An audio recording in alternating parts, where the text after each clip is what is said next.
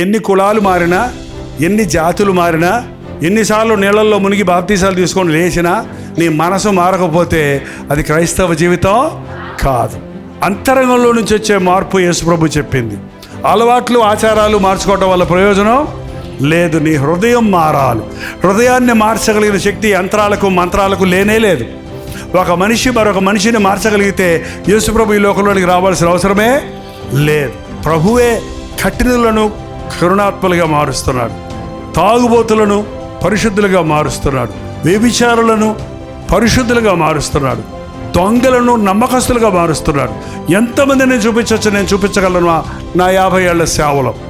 ఎంతోమంది ఎందుకు పనికిరాలనుకున్నాడు గొప్ప ప్రయోజకుడు కావటం చూస్తున్నాను. ప్రభువుని నమ్ముకున్న తర్వాత అందరూ నెట్టేసిన వాళ్ళు కూడా అందరికంటే ఉన్నత స్థితిలో ఉండినట్టు చేస్తాడు. పెంట కుప్పల మీద నుండి ఆయన మనుషుల్ని లేపేవాడండి.